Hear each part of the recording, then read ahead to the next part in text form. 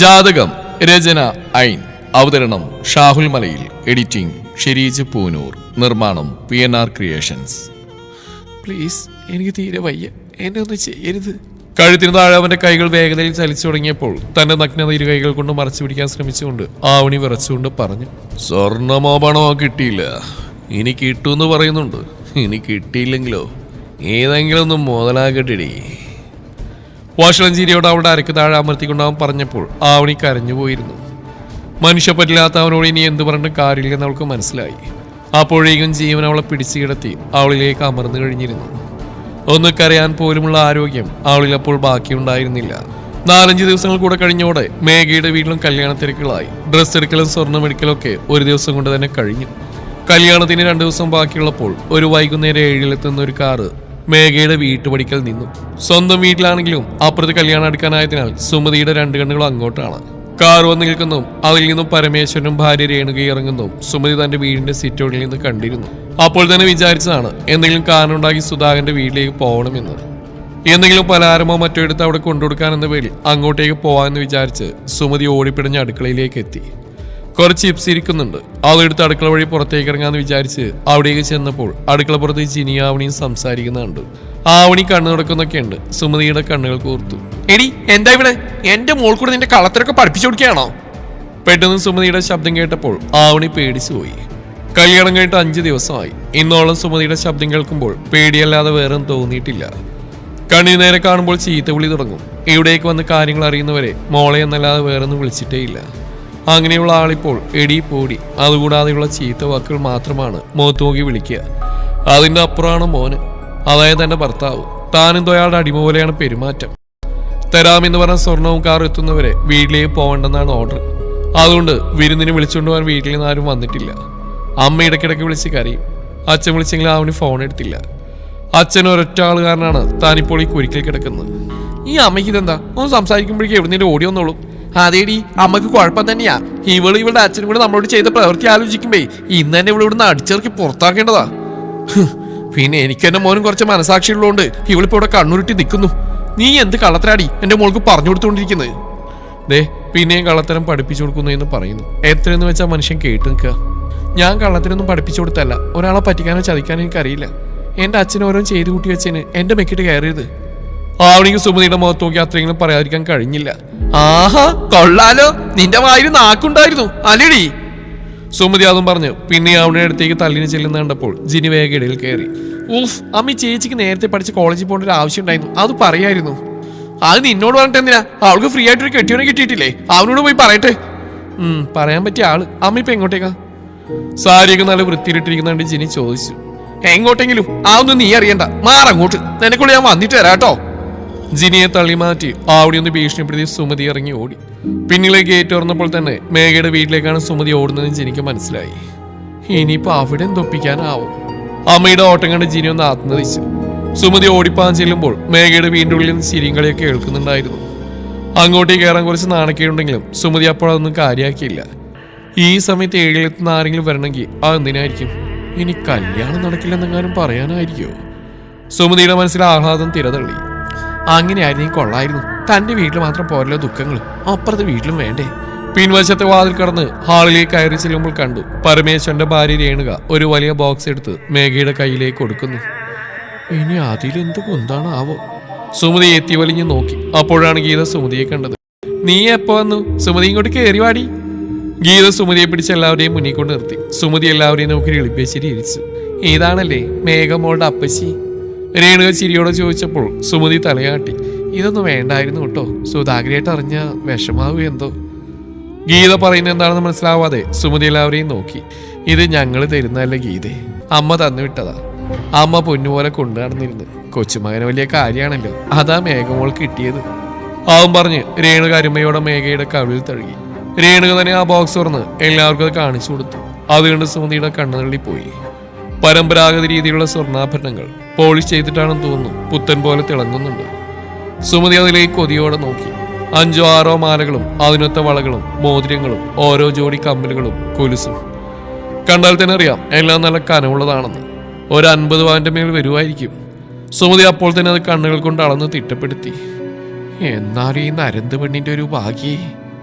ചിരിച്ചുകൊണ്ടിരിക്കുന്ന മേഘയെ കണ്ടപ്പോൾ സുമതിക്ക് വല്ലാത്ത അസൂയ തോന്നി. എന്ത് ഭാഗ്യം, ഇതൊക്കെ ഒരു ഭാഗ്യമാണോ? എന്തൊക്കെയായാലും അവൾക്ക് എന്റെ മോന്റെ പെണ്ണാവാൻ പറ്റിയില്ലല്ലോ. സുമതി സ്വയം ആശ്വാസം കണ്ടെത്തി വന്നവരപ്പോഴേക്ക് ഇറങ്ങാൻ തുടങ്ങി. സുമതി, നീ പോവാണോടി? അവരിറങ്ങിയപ്പോൾ തന്നെ ധൃതി പിടിച്ചിറങ്ങുന്ന സുമതിയെ കണ്ട് ഗീത പിറകിൽ നിന്ന് വിളിച്ചു ചോദിച്ചു. ആ ചേച്ചി, ഞാൻ പോട്ടെ. നിക്ക്, കുറച്ച് പലഹാരങ്ങളുണ്ട്, കൊണ്ടുപോയിക്കോ. അവർ കൊണ്ടുവന്നാ. ഗീത ആവുമ്പോൾ സ്റ്റോർ റൂമിലേക്ക് നടന്നപ്പോൾ സുമതിയോടെ പുറകെ ചെന്നു. അവിടെ ഇട്ടിരിക്കുന്ന സാധനങ്ങൾ കണ്ടവിടെ കണ്ണു വീണ്ടും തള്ളി.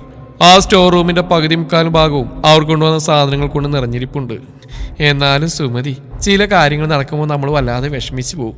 പക്ഷേ ഏറ്റവും നല്ല ദൈവം നമുക്ക് കരുതി വെച്ചിട്ടുണ്ടാവും. അതുകൊണ്ടായിരിക്കും ചില വിഷമങ്ങളൊക്കെ സംഭവിക്കുന്നത്. അതേതായാലും നന്നായി. അതുകൊണ്ടല്ലേ എൻ്റെ മോൾക്ക് ഇങ്ങനെ ഒരു ഭാഗ്യം വന്ന്. അല്ലെങ്കിലും എൻ്റെ മോള് ഭാഗ്യമുള്ളവളാ. ജീവൻ തലയിൽ നിന്ന് ഒഴിഞ്ഞുപോയി നന്നായി എന്നാണ് ഗീത പറയുന്നത് മനസ്സിലാക്കിയ സുമതി വീണ്ടും വിളറിപ്പോയി. ഓ, എന്നാ ഞാനങ്ങ് പോട്ടെ. കുറച്ച് ചിപ്സ് കൊണ്ട് വന്നതാ. നിക്കടി സുമതി, കുറച്ച് കഴിഞ്ഞിട്ട് പോവാം. മനസ്സിലുണ്ടായ നേരത്തെ പരിഭവം പോലും മറന്ന് ഗീത സുമതിയെ സ്നേഹത്തോടെ വിളിച്ചു. ഓ ഇല്ല ചേച്ചി, ഞാനങ്ങ് പോവാ.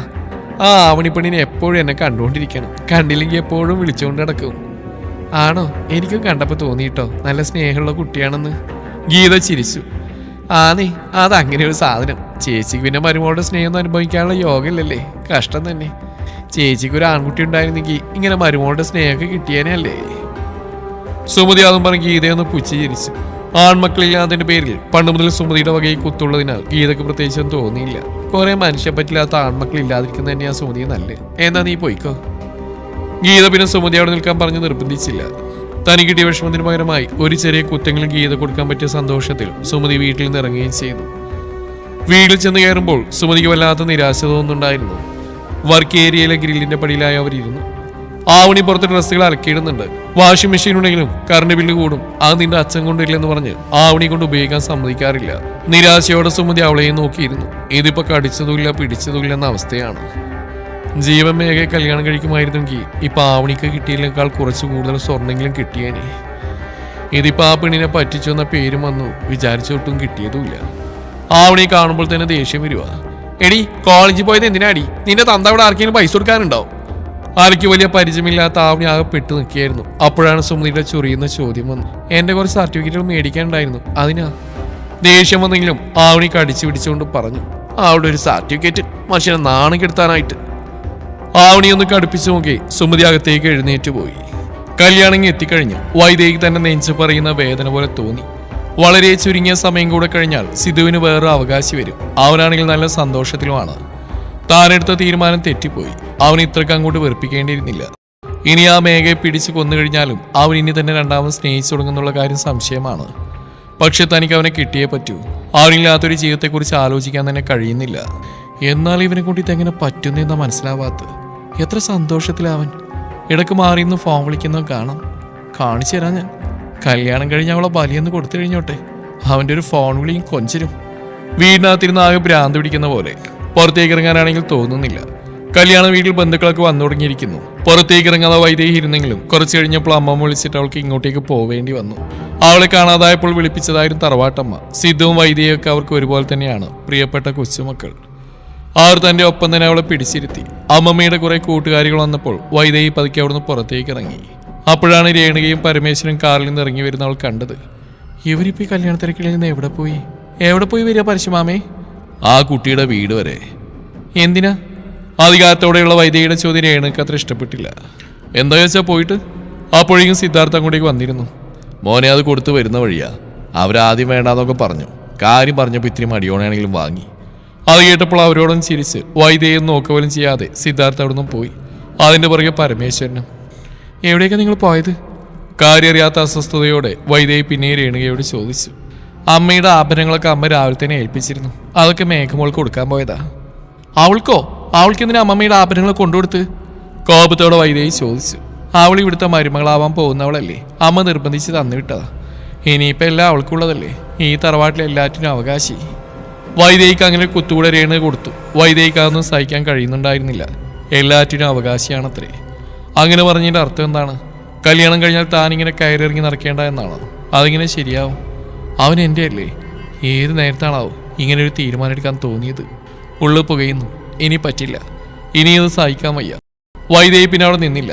കാറ്റ് പോലെ അഴിച്ചിട്ട് മുടി ഒറ്റ പ്ലീറ്റായിട്ടിരിക്കുന്ന പട്ടുസാരി ഉലച്ചുകൊണ്ട് അവിടുന്ന് ഇറങ്ങി നടക്കുമ്പോഴാണ് പുറത്ത് സിദ്ധാർത്ഥാരോട് സംസാരിച്ച് നിൽക്കുന്ന കണ്ടത്. സിധു, ഒരു മിനിറ്റ് ഇങ്ങോട്ട് വന്നേ. അത് പറയുകയും ഒപ്പനെ കയ്യിൽ പിടിച്ച് വലിക്കുകയും ചെയ്തു വൈദേഹി. നീ എന്താ ഈ കാണിക്കുന്നത്? കൈ നിട്ടേ. പറഞ്ഞതിനൊപ്പം തന്നെ അവളുടെ കൈ തട്ടിമാറ്റുകയും ചെയ്തിരുന്നു അവൻ. ആദ്യമൊക്കെ തൻ്റെ ഒരു തലയോടലിനായി അവൻ കൊതിക്കുമായിരുന്നു. അവനായിപ്പോ വൈദേഹിക്ക് ഉള്ളുന്നുണ്ടെങ്കിലും അവളത് പുറത്തേക്ക് കാണിച്ചില്ല. സിധു, മതി, നമുക്കിത് ഇവിടെ അവസാനിപ്പിക്കാം. എനിക്കിനി വയ്യ. നീ ഇപ്പം തന്നെ എല്ലാവരോടും പോയി പറ കല്യാണത്തിൽ നിന്ന് പിന്മാറുകയാണെന്ന്. അത് കഴിഞ്ഞിട്ട് നമുക്ക് കല്യാണം കഴിക്കാം. അതും പറഞ്ഞ രേഖകളോടെ അവൾ സിദ്ധാർത്ഥിന്റെ നെഞ്ചിലേക്ക് ചാരി. പെട്ടെന്ന് വൈദേഹി അങ്ങനെ ചെയ്തപ്പോൾ സിദ്ധാർത്ഥ ഒരു നിമിഷം സ്തംഭിച്ചിന്ന് പോയി. എത്ര കൊതിച്ചതാണ് ഇവളുമൊത്തുള്ള ജീവിതം. എത്രയെത്ര സ്വപ്നങ്ങൾ നെയ്ത് കൂട്ടിയതാണ്. അതൊക്കെ ഓർത്തപ്പോൾ അവൻ്റെ ഉള്ളുവല്ലാതെ വേദനിച്ചു. എത്ര തവണ ഇവളുടെ പിന്നാലെ പട്ടിയെപ്പോലെ നടന്ന അപ്പോൾ അവിടെ ഒരു ജാതകം. എന്നിട്ടിപ്പോൾ എല്ലാം കഴിഞ്ഞ് നേരത്ത് വന്നിരിക്കുന്നു. താൻ കെട്ടിപ്പിടിച്ച് നിന്നിട്ടും അവൻ എതിർക്കുന്നില്ലെന്ന് കണ്ടപ്പോൾ വൈദേഹി ഒന്നുകൂടെ അവനെ മുറുകെ പിളർന്നു അവൻ്റെ നെഞ്ചിൽ മുഖമിട്ട് ഉരസി. സിദ്ധു. അവളൊന്ന് കുറുക കൂടെ ചെയ്തു. തൊട്ടടുത്ത നിമിഷം തന്നെ സിദ്ധുവേട്ട എന്ന് പതിഞ്ഞ സ്വരത്തിൽ വിളിക്കുന്ന ഒരു പെണ്ണിനെ അവന് ഓർമ്മ വന്നു. ഇതുവരെ പൂർണ്ണമായി മേഘയെ ഉൾക്കൊള്ളാൻ കഴിഞ്ഞിട്ടില്ലെങ്കിലും ഉള്ളിലെവിടെയോ അവൾ ഇടം പിടിച്ച് തുടങ്ങിയിട്ടുണ്ട്. സ്വബോധം വന്ന സിദ്ധാർത്ഥ് വൈദേഹി ഉടൻ തന്നെ തള്ളിമാറ്റുകയും ചെയ്തു. എന്താ വൈദേഹി നീ കാണിക്കുന്നത്? നിനക്കിത്ര ബോധമില്ലാതായോ? നാളെ കഴിഞ്ഞ് എൻ്റെ കല്യാണം, അതിൻ്റെ അവിടെ ഒരു ഡ്രാമ. ഡ്രാമയോ? എന്ത് ഡ്രാമയോ സിദ്ധു? തന്റെ മനസ്സാന് മുമ്പിൽ തുറന്നു കാണിക്കാൻ ശ്രമിച്ചപ്പോൾ അതിനവൻ വെറുമൊരു ഡ്രാമ എന്ന് പറഞ്ഞ അവൾക്ക് തീരെ ഇഷ്ടപ്പെട്ടില്ല. ഇത് ഡ്രാമയില്ലെങ്കിൽ പിന്നെ എന്താടി? എത്ര നാളാടി ഞാൻ നിനക്ക് വേണ്ടി കാത്തിരുന്ന്. അപ്പോഴൊന്നും ഇങ്ങനെ വന്ന് ഈ മൊഴിഞ്ഞില്ലല്ലോ. എന്നിട്ടിപ്പോൾ എല്ലാം അവസാനിപ്പിച്ച നേരത്ത്. അത്യധികം സമ്മർദ്ദത്തോടെ സിദ്ധാർത്ഥന്റെ മുടികളിലൂടെ വിരലോടിച്ചു. എന്ത് കഴിഞ്ഞെന്ന്? ഒന്നും കഴിഞ്ഞിട്ടില്ല സിദ്ധു. നമ്മളിപ്പോഴും പണ്ടത്തെ അതേ വൈദ്യയും സിദ്ധുവും തന്നെയാ. പണ്ട് നീ പറയാറില്ലേ നീ എൻ്റേതും ഞാൻ നിൻ്റേതുമാണെന്ന്? പണ്ടങ്ങനെ പലതും പറഞ്ഞിട്ടുണ്ടാവും. അതെല്ലാം മാറ്റിയ നീ തന്നെയല്ലേ? ഇപ്പോഴും അങ്ങനെ തന്നെയാണ് സിദ്ധു. ഒന്നിനൊരു മാറ്റവും വന്നിട്ടില്ല. പ്ലീസ് സിദ്ധു, നീ ഒന്ന് മനസ്സ് വെച്ചാൽ എല്ലാം നടക്കും. എന്തെങ്കിലും പറഞ്ഞ് ഈ കല്യാണത്തിൽ നിന്ന് പിന്മാറി സിദ്ധു. നീ ഒന്ന് നിന്നാ മതി, ബാക്കിയൊക്കെ ഞാൻ നോക്കിക്കോളാം. വൈദേഹി ആവേശത്തോടെ പറഞ്ഞുകൊണ്ടിരുന്നു. ഇപ്പൊ നിന്റെ ജാതകം കോപ്പൊക്കെ എവിടെ പോയിടി? നടക്കില്ല, ഇനി ഒന്നും നടക്കില്ല. നീ പോയിതേ. ഇനി മേലാൽ ഇതുമറിന്റെ മുമ്പിൽ വന്നാലുണ്ടല്ലോ. ആള് നേരെ കഴിച്ചുകൊണ്ട് സിദ്ധാർത്ഥ് കോപത്തോടെ പറഞ്ഞപ്പോൾ പകയാളുന്ന മിഴികളോടെ വൈദേഹി അവനെ നോക്കി. ഇല്ല സിദ്ധു, ഈ കല്യാണം നടക്കില്ല, ഞാൻ നടത്തില്ല. ബാധ കയറിയതുപോലെ വൈദേഹി സിദ്ധാർത്ഥിന്റെ ഷർട്ടിന്റെ കോൾ പിടിച്ചുലച്ചു. ആളുടെ കൈ പിടിക്കാൻ നോക്കിയിട്ടും വിടാതെയായപ്പോൾ സിദ്ധാർത്ഥ അവളുടെ കവിളിലായി ആഞ്ഞടിച്ചു. ഇനി മാതിരി പ്രാന്ത് കൊണ്ടിന്റെ അടുത്തേക്ക് വന്നാലുണ്ടല്ലോ വൈദേഹി, സത്യമായിട്ട് നീ എന്റെ മറ്റൊരു മുഖം കൂടി കാണും. സംഭവിച്ചെന്താണെന്ന് വൈദേഹിക്ക് മനസ്സിലാകുമ്പോഴേക്കും സിദ്ധാർത്ഥ അവിടെ നിന്നും പോയിരുന്നു. ഒന്ന് കരയാൻ പോലും പറ്റാത്ത വിധം വൈദേഹി കണ്ണുകൾ തുറച്ച് കവിളിൽ കൈപ്പൊത്തി അവിടെ തന്നെ നിന്നുപോയി. സിദ്ധാർത്ഥിൽ നിന്നും അങ്ങനെ ഒരു പ്രതികരണം അവൾ തീരെ പ്രതീക്ഷിച്ചിട്ടുണ്ടായിരുന്നില്ല. എന്താ കുഞ്ഞെ, എന്തു പറ്റി? തറവാടിലെ പുതിയ ജോലിക്കാരി ഉഷയായിരുന്നത്. മറ്റൊരു ജോലിക്കാരിയായ സുജാത കൊണ്ടുവന്നാണ് ഉഷയെ. 1 മാസത്തോളായി ഉഷ അങ്ങോട്ടേക്ക് വന്നിട്ട്. ജോലിക്കാരോടൊന്നും ആദ്യമേ വലിയ മമതയൊന്നും കാണിക്കാത്ത വൈദേഹി പക്ഷെ ഉഷയെക്കുറിച്ച് കാര്യമായിട്ട് തന്നെയാണ് കണ്ടിരുന്നത്. ഇടയ്ക്ക് പണം കൊടുത്തും സ്നേഹത്തോടെ സംസാരിച്ചൊക്കെ ഉഷയെ വൈദേഹി കയ്യിലെടുത്ത് വെച്ചിട്ടുണ്ടായിരുന്നു. സിദ്ധാർത്ഥിന്റെ കല്യാണം കഴിഞ്ഞ് മേഘ തറവാട്ടിലേക്ക് വരുമ്പോൾ തന്റെ കൂടെ നിൽക്കാൻ അങ്ങനെ ഒരാൾ അവിടെ ആവശ്യമാണെന്ന് വൈദേഹി നേരത്തെ തന്നെ മുൻകൂട്ടി കണ്ടിരുന്നു. ഏയ് ഒന്നുമില്ല ഉഷേ, വൈദേഹി തന്റെ സങ്കടം കടിച്ചു പിടിച്ചുകൊണ്ട് പറഞ്ഞു. പക്ഷെ ഉഷ കണ്ടിട്ടുണ്ടായിരുന്നു സിദ്ധാർത്ഥ അവളെ തല്ലെന്നും അവിടുന്ന് പോകുന്നൊക്കെ. അത് വൈദേഹിക്ക് മനസ്സിലായിരുന്നു. നീ ഇവിടെ കണ്ട കാര്യം ആരോടും പറയണ്ട, കേട്ടല്ലോ ഉഷേ? ഇല്ല, ഞാൻ പറയില്ല. പിന്നെ വൈദേഹി ഒരു നിമിഷം പോലും അവിടെ നിന്നില്ല. ബലിരൂപിക്ക് പൂജ ചെയ്തുകൊണ്ടിരുന്ന ഭൈരവൻ പെട്ടെന്ന് തന്നെ പുറത്തേക്ക് ഇറങ്ങി. വൈദേഹിയുടെ മനസ്സ് മാറിയതുമായി ബന്ധപ്പെട്ട് അയാൾ കുറച്ച് അടയാളങ്ങൾ കിട്ടിയിരുന്നു. പൂജാമുറിയിൽ നിന്ന് പുറത്തേക്ക് ഇറങ്ങിയ ഭൈരവൻ കണ്ടത് കരഞ്ഞുകൊണ്ട് വീട്ടിലേക്ക് കയറി വരുന്ന വൈദേഹിയാണ്. അച്ഛാ, എനിക്ക് പറ്റുന്നില്ല അച്ഛാ. ഭൈരവനെ കണ്ട വൈദേഹി ആർത്തു പറഞ്ഞു. വേണ്ട, ഒന്നും പറയണ്ട. അവളെ കൈയുയർത്തി തടഞ്ഞുകൊണ്ട് ഭൈരവൻ വൈദേഹിയുടെ 2 പുരികത്തിന്റെയും നടുവിലായി തന്റെ തള്ളവിരൽ കൊണ്ട് അമർത്തി എന്തോ മന്ത്രങ്ങൾ ജപിച്ചു. സെക്കൻഡുകൾക്കകം വൈദേഹി അവിടെ കുഴഞ്ഞു വീഴുകയും ചെയ്തു. ഭൈരവൻ തന്നെ അവളെ താങ്ങിപ്പിടിച്ച് മുറിയിലേക്ക് കിടത്തി. രാവിലെ വീടിന്റെ മുൻവശത്ത് നിന്ന് ഫോൺ ചെയ്യുകയായിരുന്നു ജീവൻ. ചിട്ടി കമ്പനിയുടെ മുതലാളിയായിരുന്നു അപ്പുറത്ത്.